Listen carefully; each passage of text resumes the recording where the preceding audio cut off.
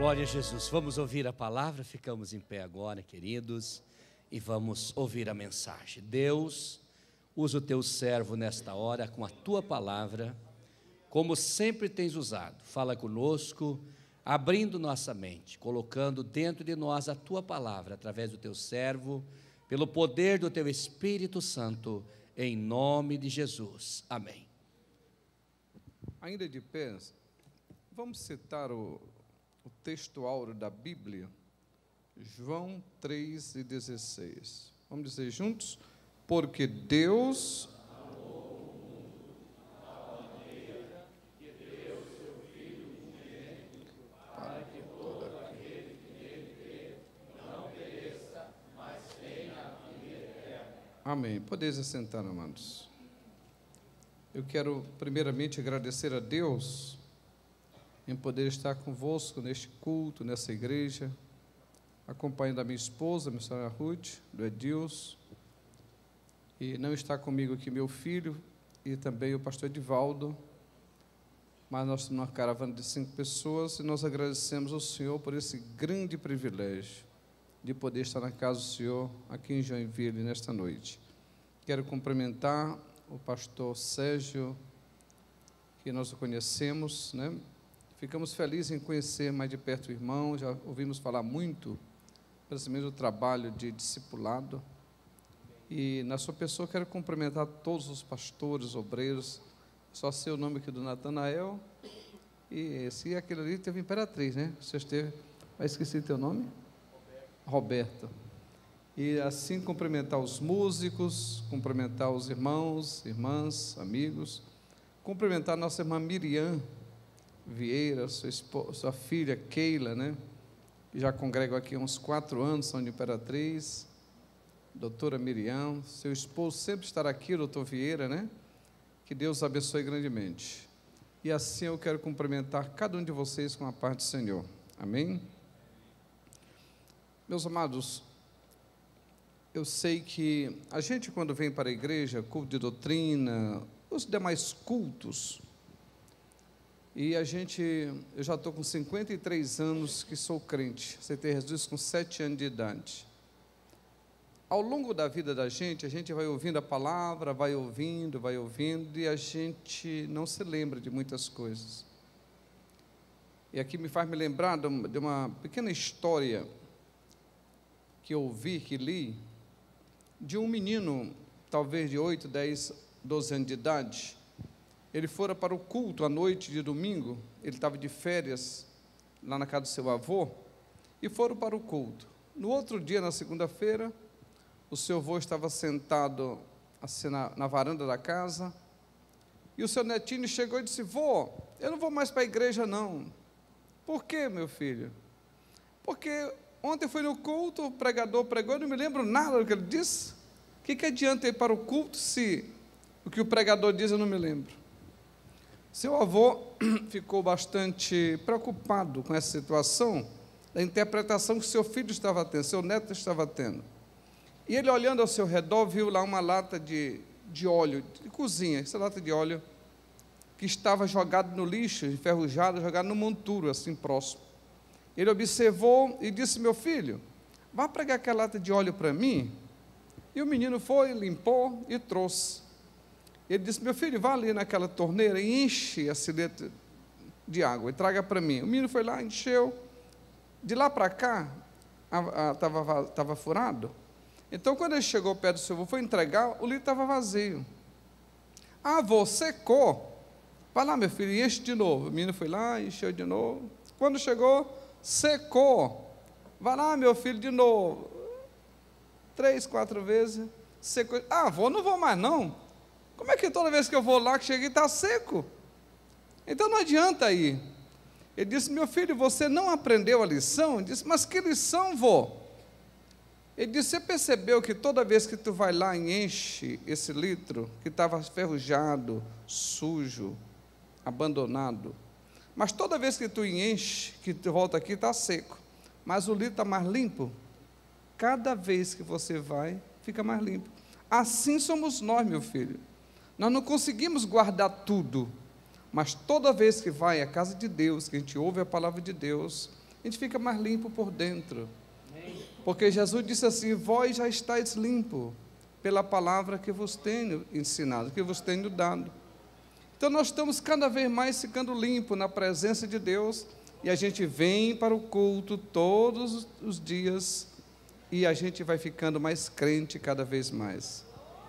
Eu tenho certeza que muitos não vão lembrar do que nós vamos pregar hoje, mas não tem problema.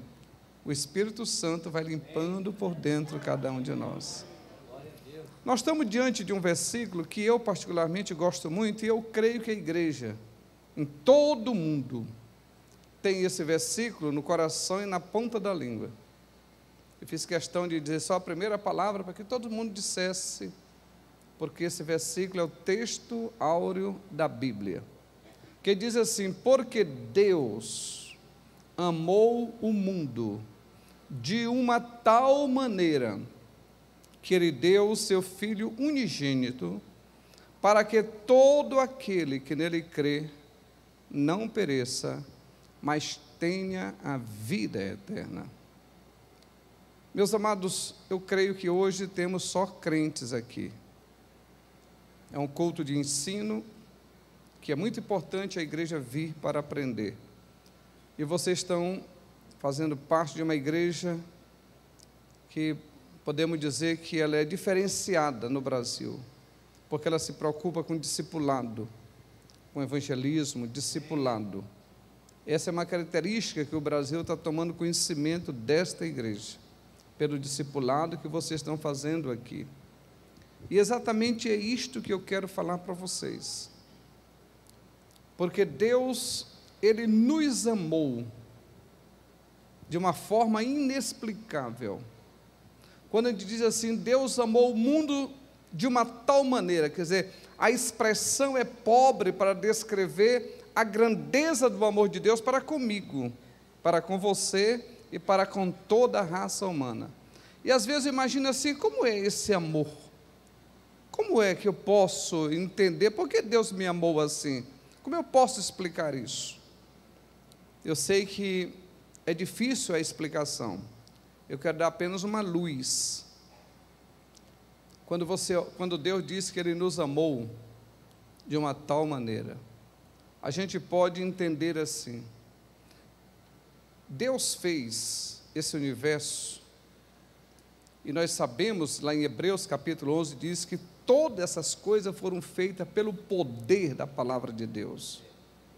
Todas as coisas, a matéria que originou tudo, é a palavra de Deus. Foi feita pela palavra e é sustentado pela palavra de Deus. Agora os irmãos imaginam, olha assim para esse universo, olhando para os céus. Eu tenho um folheto aqui na minha Bíblia, que eu gostei tanto desse folheto que guardei aqui. Ele diz assim, aqui tem, o folheto é assim, 1000 perguntas, nenhuma resposta. Esse é um folheto. Aqui está dizendo assim, que a ciência, ela faz um cálculo aproximado que exista nesse planeta, nesse universo, aproximadamente 100, olha bem a expressão, 100 setrilhões de estrelas. 100 setrilhões de estrelas. Agora, para vocês terem uma ideia, se um computador altamente veloz, capaz, que conseguisse contar 10 milhões de estrelas por segundo, 10 milhões por segundo, esse computador demoraria 30.000 anos para contar 100 setrilhões de estrelas. E eu não duvido que existe essa quantidade de estrelas, porque Deus falou para Abraão que assim como as estrelas do céu é a areia que está na praia do mar. Se alguém conseguir contar os grãos de areia, certamente irá contar as estrelas que estão nesse universo. Agora, paz, meus irmãos, este Deus, para fazer 100 setrilhões de estrelas, é o número que a mente humana não consegue atingir. Ele fez apenas com uma palavra: haja luminares no céu. o maior para governar o dia e o menor para governar a noite. Você imagina a grandeza desse poder? É por isso que o apóstolo Paulo, em Romanos 33, diz assim: ó profundidade das riquezas, tanto da sabedoria quanto da ciência de Deus. Quem foi que penetrou na mente deste Deus? Quem foi que deu algum conselho, que fez alguma coisa para ele? Os caminhos dele são inescrutáveis, os juízos são insondáveis. A ele, pois, glória eternamente. Amém. Este Deus que faz esse universo com o poder da sua palavra. E ainda tem mais, ele sabe o nome de cada estrela, chamando-a cada uma pelo seu próprio nome. E Deus, para fazer isso, ele apenas dá uma palavra e tudo acontece. Mas quando Deus foi fazer o homem, depois de todo o projeto pronto, que demorou 6 dias, ele então foi fazer o homem, ele preparou um jardim, preparou um local adequado, e ele foi fazer este homem. Deus também falou, dizendo assim: façamos o homem a nossa imagem e semelhança. Mas sabe o que acontece, irmão? Que quando Deus faz isto, ele não só falou, ele colocou literalmente a mão na massa. Veja bem, para fazer 100 setrilhões de estrelas, ele abre a boca e faz de uma só vez: haja e ouve. Mas o homem, ele colocou a sua mão na massa. A Bíblia diz que ele pegou do pó da terra, do barro, e ele fez o homem. Você imagina isto? Esse Deus tão poderoso fazer isto? Se não bastasse, depois de fazer esse homem do barro, ele vai nas narinas do homem e assopra. E quando ele assopra nas narinas do homem, ele coloca dentro desse homem o seu espírito. É dele que sai o espírito para entrar no homem. E quando esse espírito entra nesse barro, o homem torna-se alma vivente. A alma foi o resultado da entrada do espírito no tocar do barro, transformou-se em alma vivente. E esse homem passou a ser a imagem e a semelhança de Deus. Este homem, feito pelas mãos de Deus, a perfeição. Mas como ele deu o livre-arbítrio, esse homem resolve pecar. Resolve contrariar os propósitos de Deus. Mas Deus amou o homem de tal maneira que agora ele resolve salvar este homem. Irmãos, e salvar o homem, você imagina, para fazer 100 setrilhões de estrelas, ele abre a boca. Para fazer o homem demora um pouquinho mais. Agora, para salvar o homem, é um projeto tão grandioso, que ele mexe na estrutura dos céus, ele mexe em todo o sistema, para poder salvar o homem. Ele disse lá para Adão: da semente da mulher vai nascer um que vai esmagar essa cabeça da serpente. É desse que vai vir a redenção deste homem. E quando Deus assim determina, amados, lá no Éden, você sabe quantos anos demorou para Jesus nascer? Aproximadamente 4.000 anos.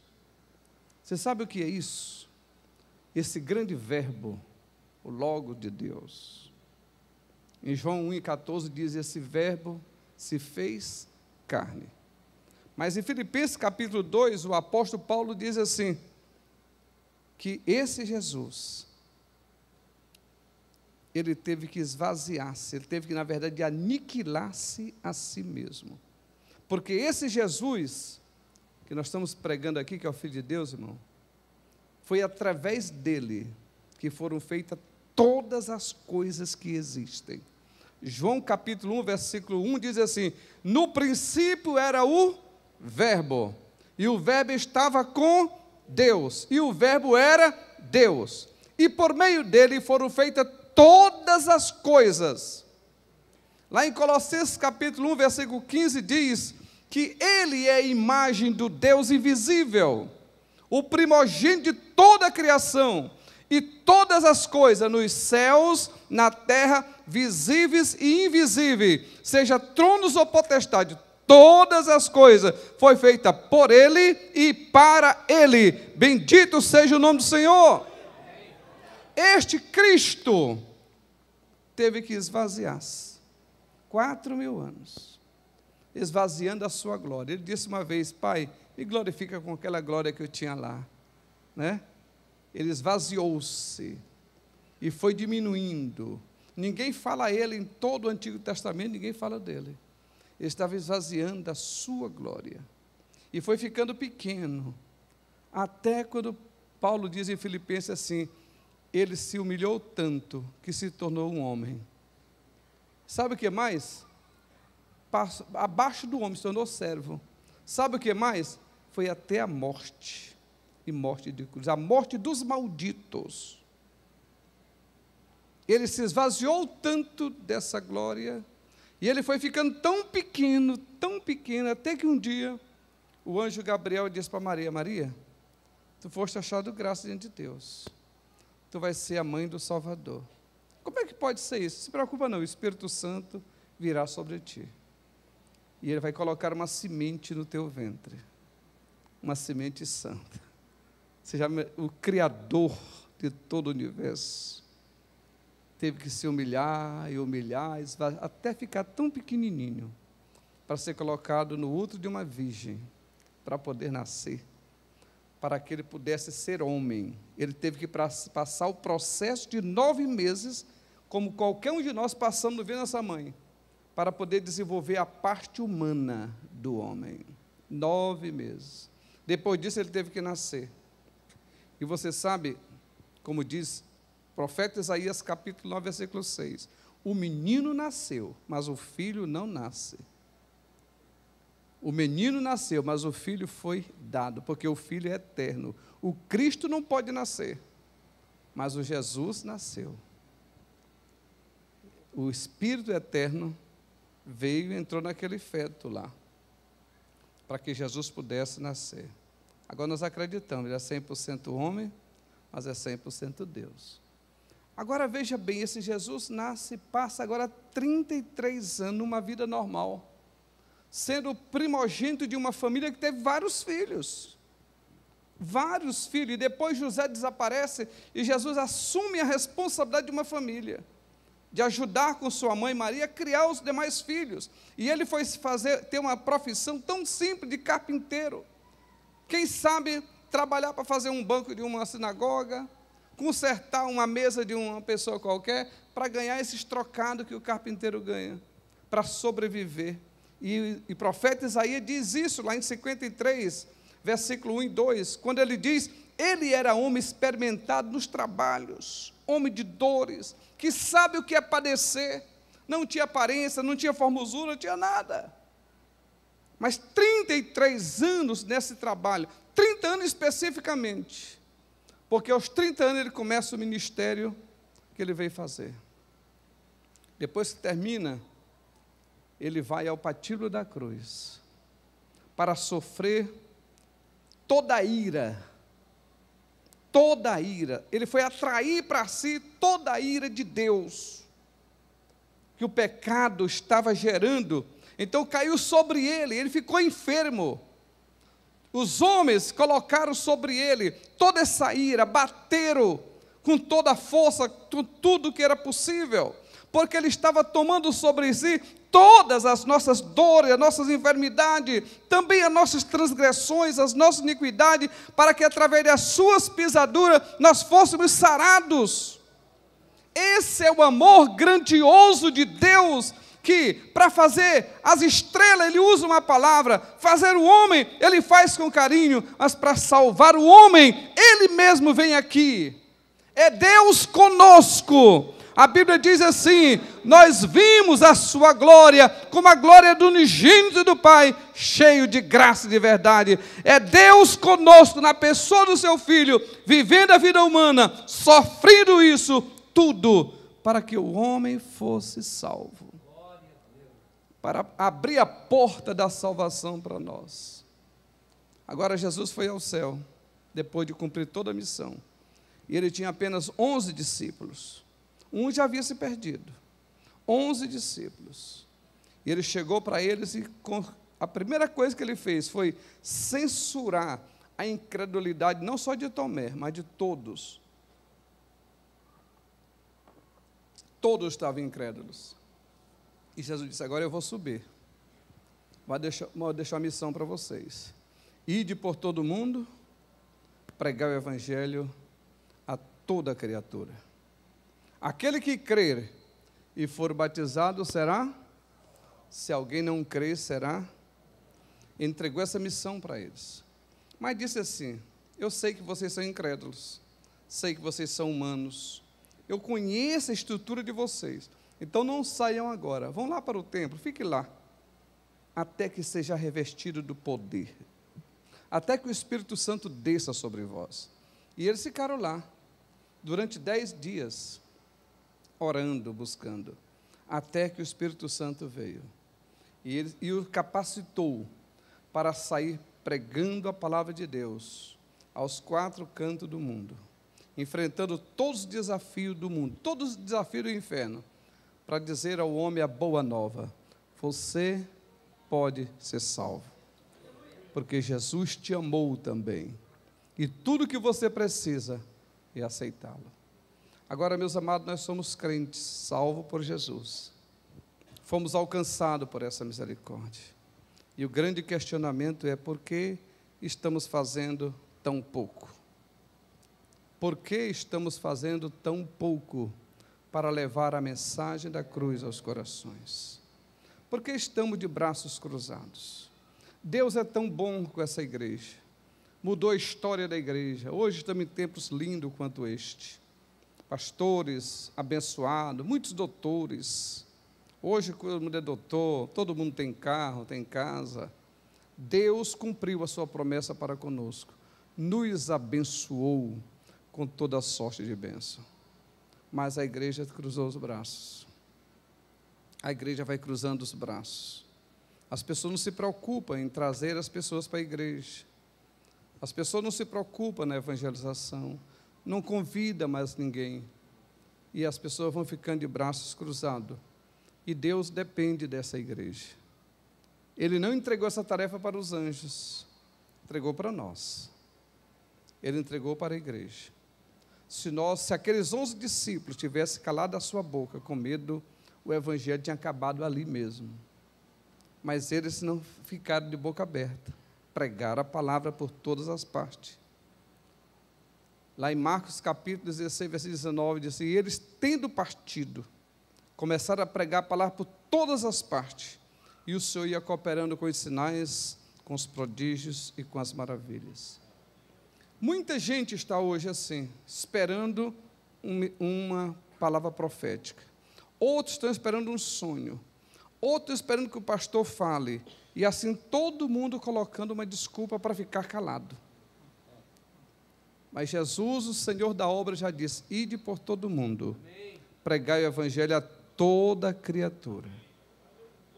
E olha, meus amados, é preciso acordar. Acordar para pregar logo. E eu vou dizer por quê.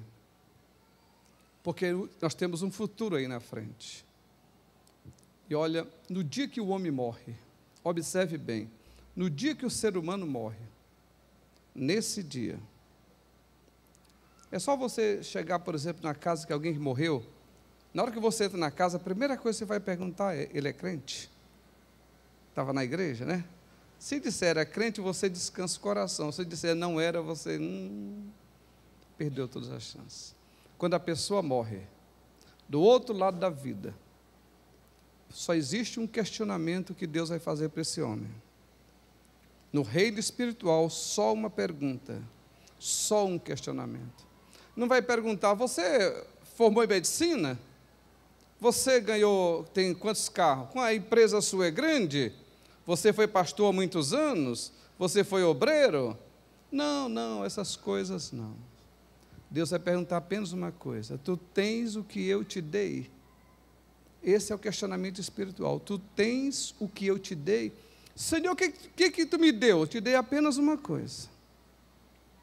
Eu te dei apenas um presente. Deus amou o mundo de uma tal maneira que Ele deu um presente. E esse presente foi seu filho, unigênito, único filho. Tu tens Cristo ou não? Ah, pastor, olha Deus, eu tenho a parede cheia de diplomas. Eu fui uma pessoa amada pela multidão. Todas essas coisas, diplomas, dinheiro, amigos, família, tudo que você conquistou nessa vida, só vai até a beira do túmulo, só pode te acompanhar até lá, fica tudo para trás, só pode te acompanhar além do túmulo, Cristo. Eu sou o caminho, a verdade e a vida, ninguém vem ao Pai a não ser por mim. Você tem Cristo? Não. Não valeu a pena. Tudo que você conquistou não valeu a pena. Não valeu a pena, sabe o quê? Você ter nascido. Era melhor nunca ter nascido. É mais bem-aventurado quem nunca nasceu do que aquele que nasceu e ganhou o mundo inteiro e perdeu a alma. Pode ganhar o mundo inteiro e perder a sua alma. Você seria mais bem-aventurado nunca ter nascido do que alguém nascer e conquistar o mundo e ir para o inferno. Porque Hebreus 9, 27, depois da morte, depois que o homem morre, vai para onde? Ao juízo de Deus. E olha, amados, pastor, tem mais uns 10 minutos?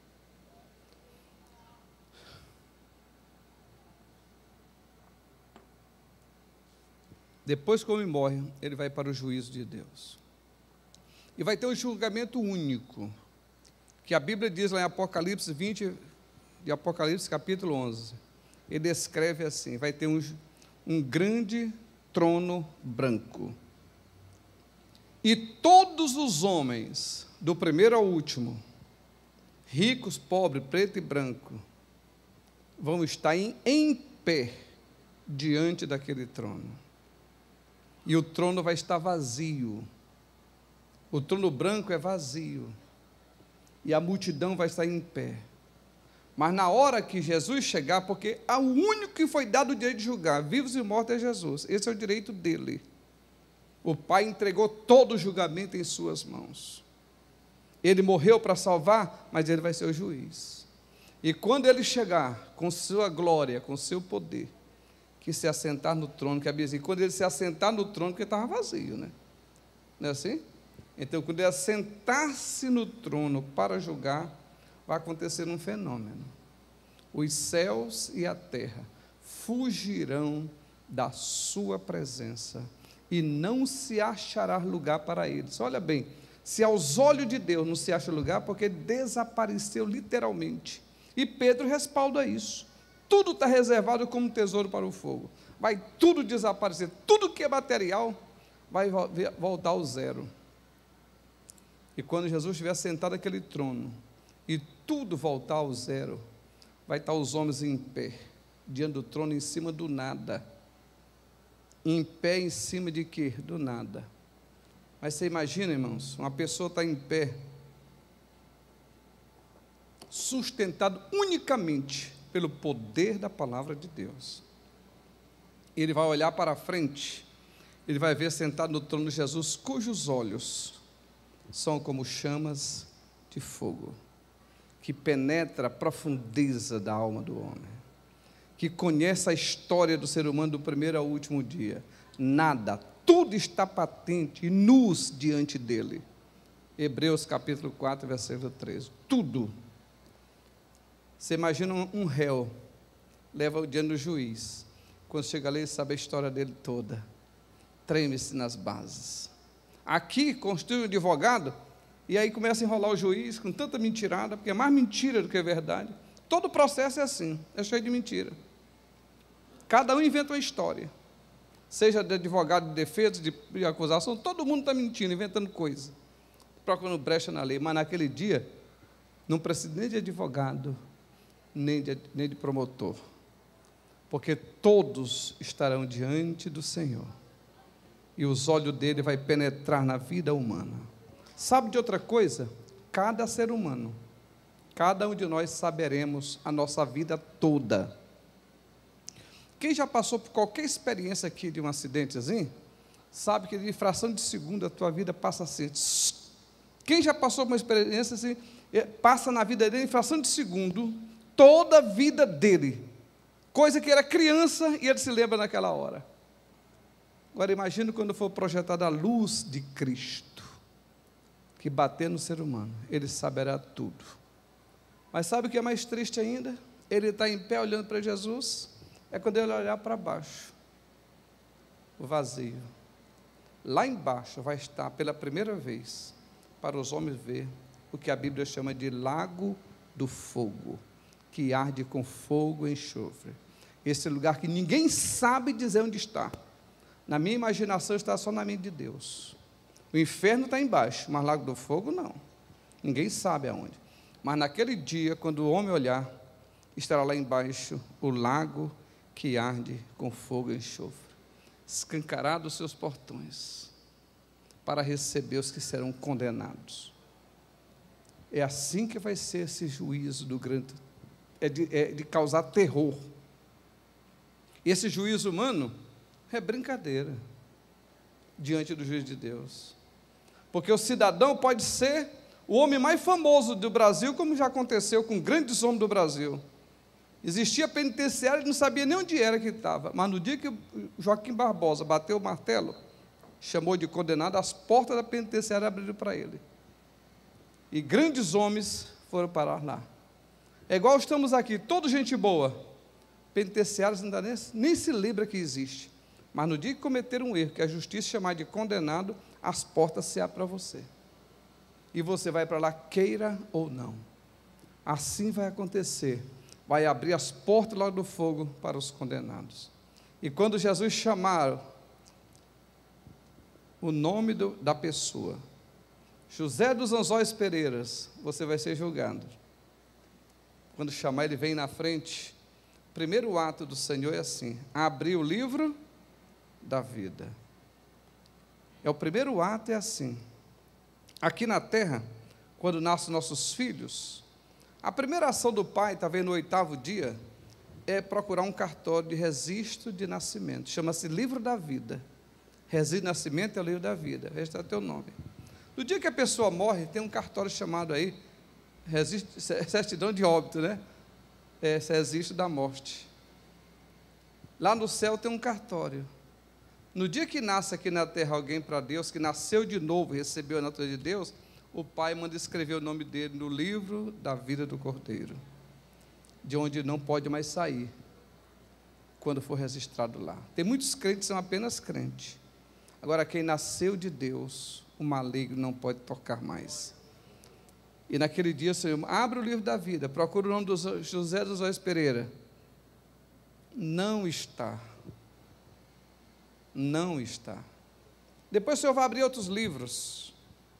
Depois vai ter outro julgamento. É tanto julgamento que eu demorei muito tempo para explicar. Mas quando terminar o julgamento daquela pessoa, Jesus vai bater o martelo, dando a sentença. Sabe qual é a sentença? Mateus capítulo 25, 41. Apartai-vos de mim o quê? Como é o nome da palavra? Maldito. Para onde?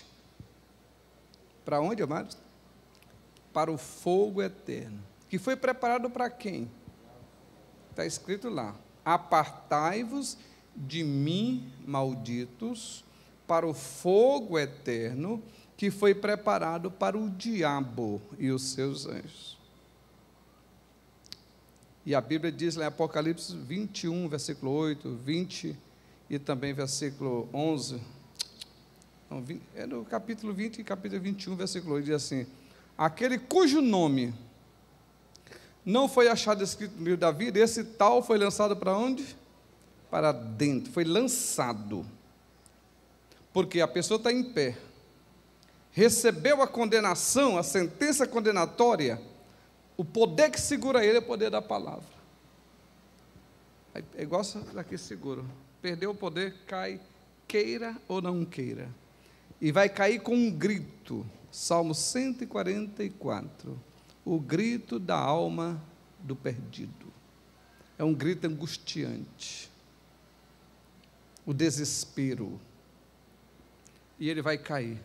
Mas sabe o que acontece antes dele cair? Ele vai ser chamado de maldito. Irmãos, essa palavra maldito, dada pelo próprio Jesus, é igual o Joaquim Babó chamando o Zé Disseu de condenado. Era o cidadão respeitado no Brasil? Era, mas agora não é mais. É chamado de condenado. Assim agora Jesus vai dizer assim: tu és maldito. Quando o Senhor declarar maldito, vai acontecer uma coisa. O homem, quando foi feito no jardim, Deus fez ele a imagem e o que mais? Semelhança. Mas sabe o que o homem perdeu no jardim? Romanos 3, 23, assim: todos pecaram e foram destituídos de quê? Olha bem, o homem, irmão, na verdade, nós, o ser humano, perdemos a semelhança de Deus lá no jardim. Ficamos só com a imagem.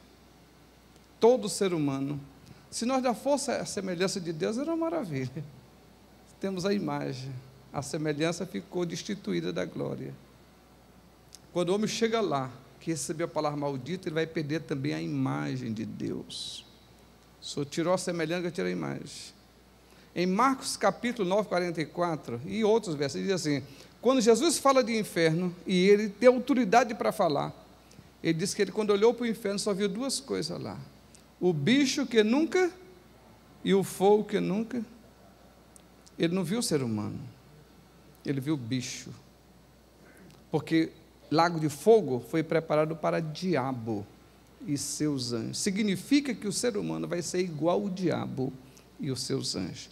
Porque João, que é o apóstolo do amor, ele finalizou assim: só existe duas classes de pessoas na eternidade: os filhos de Deus e os filhos do diabo. E cada um parecerá com seu pai. Os filhos do diabo vai parecer com Deus? Parecerá com o diabo. Então só vai para lá diabo e anjo dele. O ser humano será reduzido a maldito, igual o diabo, e serão lançados para sempre, será banido da face de Deus para sempre. Aí cabe aqui uma pergunta para os irmãos.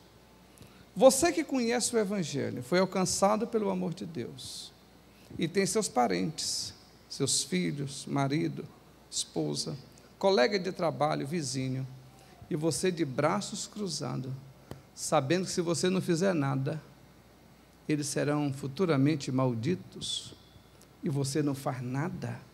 Provérbio 24, 11 diz: como é que você pode dizer que não sabia disto? Será que aquele que conhece o coração não sabia? Ele não sabe que você sabia dessas coisas? Todos nós sabemos que aquele que não tiver Jesus será condenado. Quem que não sabe disto? Agora, se você tem seus pais, tem seus amigos, seus familiares, e você não age nada, você vai ficar...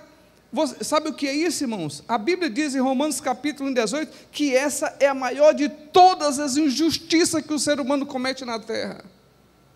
É quando você sabe que fulano vai cair no abismo, alguém vai caminhando aqui, olhos vedados, caminhando inocentemente, mas está um abismo aqui, e você está vendo isso, você sabe disso, e você não age, e deixa a pessoa cair inocentemente no abismo profundo e sem fim, e você ainda fica de braços cruzados, acomodado no seu bem bom, nas suas igrejas confortáveis, enquanto o pecador cambaleia como bêbado, indo em direção ao abismo, e você não toma iniciativa nenhuma. Deus considera você como o maior de todos os justiça, e Ele vai requerer da tua mão. Aquelas pessoas serão lançadas no inferno por tua causa. A nossa harpa diz assim: há um trabalho pronto para você, cristão, só tu poderá fazer. Você sabia, irmão, que tem pessoas que só serão salvas quando ouvir a minha voz. Você pode pregar à vontade para ele nunca dá atenção, mas no dia que eu falar, ele escuta. Assim também os que serão salvos só através de ti. E se você ficar de braços cruzados, ele vai morrer, mas Deus vai pedir conta da tua própria mão, diz o profeta de Deus. Será que numa situação dessa, a gente vai viver apenas para o luxo? Para o trabalho? Tem muita gente, estou vivendo minha família, estou vivendo para o meu trabalho. Irmão, tudo vai acabar no túmulo. E você está aqui com uma missão. Não foste vocês. Não foi tu que escolheu o Senhor. João 15,16, foi Ele que te escolheu. E Ele baixou um decreto, Ele te nomeou. Baixou um decreto, para que você vá e faça a obra. Você está aqui, não é para ficar de bonito, está aqui para trabalhar.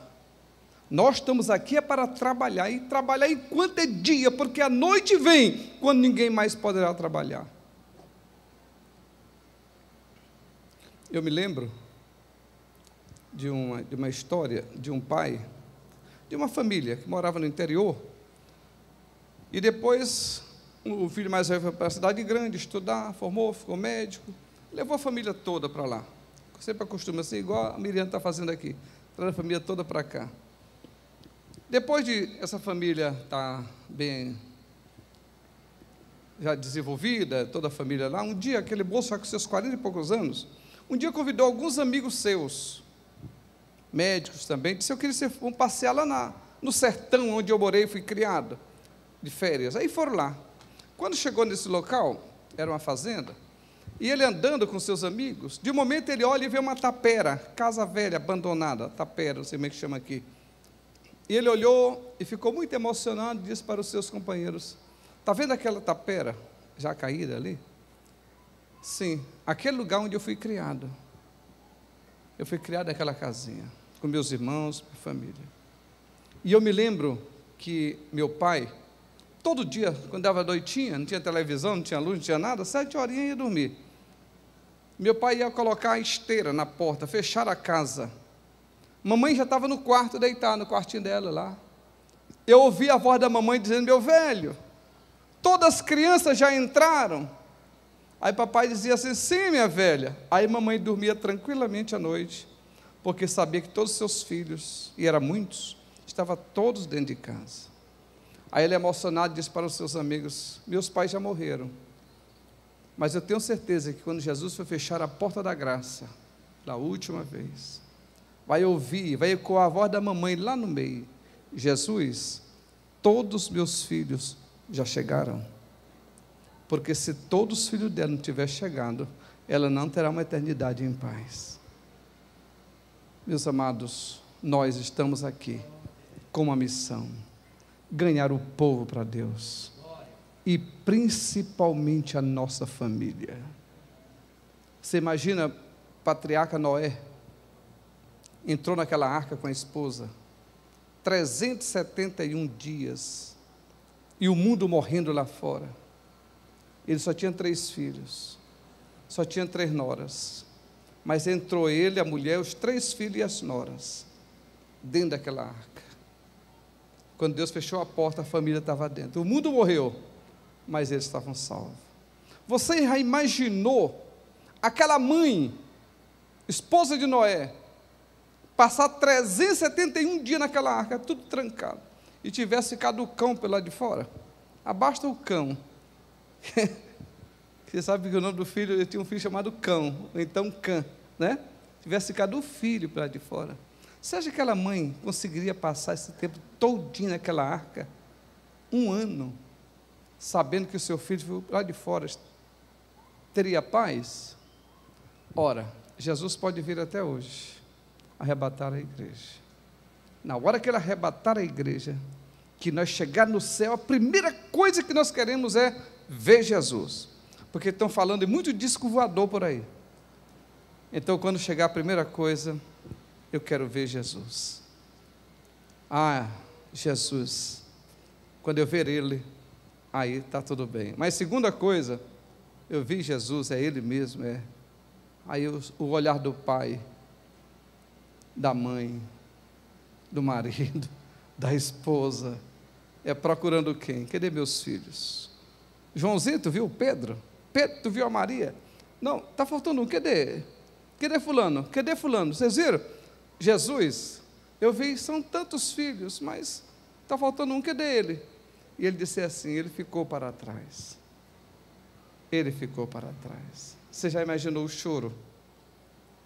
O Senhor vai enxugar os olhos, mas depois de choro, muita gente, muitas mães vai chorar.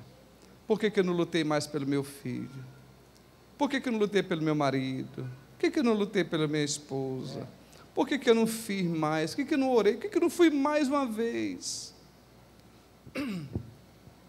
Vou finalizar dizendo para os irmãos.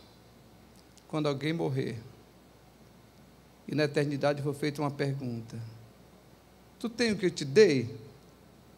Sim, Senhor, eu tenho. Tenho Cristo. Então valeu a pena ter nascido, ter vivido, ter trabalhado. Valeu a pena ter todo o sofrimento vivido, como disse Paulo, essa leve e momentânea tribulação será transformada num peso eterno de glória. Mas quando chegar na presença do Senhor, nós vamos receber de Jesus uma palavra. Mateus 25, 34. Ele vai dizer assim para nós: vinde, o quê?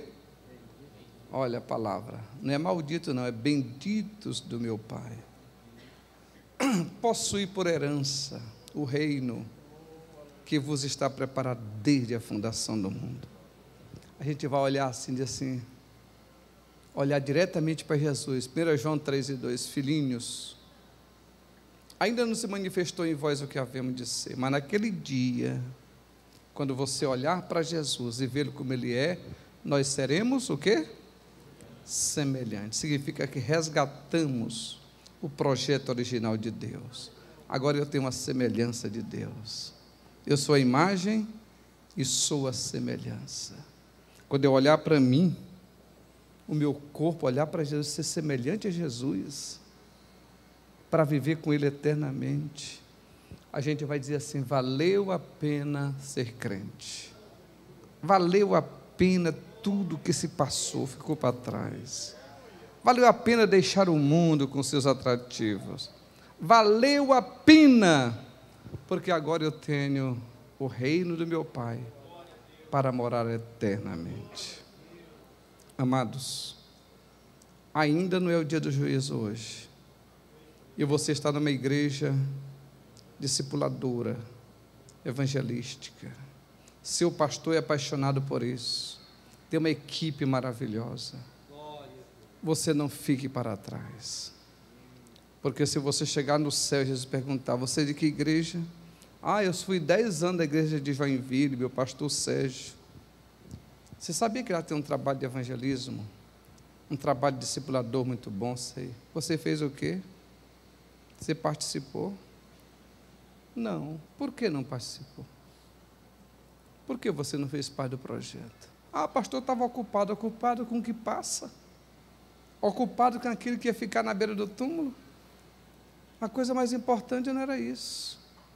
O mais importante é fazer a minha obra. Jesus disse: eu tenho uma comida para comer. A minha comida é fazer a vontade do Pai e realizar a tua obra. Curva a sua cabeça, deixa eu orar, vamos concluir. Querido Deus, obrigado, Espírito Santo, por estar aqui. Mas que a tua palavra, Senhor, ela nunca voltará vazia, mas ela vai tocar, já está tocando nos corações e causando mudança extraordinária em nós, para levantar aqui uma geração de homens e mulheres, jovens, crianças, obreiros, comprometido com esta obra, unindo ao seu pastor, para ganhar Joinville para Cristo. Ó Deus, esta igreja tem uma doutrina boa, essa igreja ensina o caminho da verdade, e ela precisa que os irmãos estejam unidos, para proclamar essa verdade tão boa, tão pura, a verdade que nos liberta, e só o teu Espírito pode levantar essa geração. Eu abençoo a todos, coloque em tuas mãos, em nome de Jesus.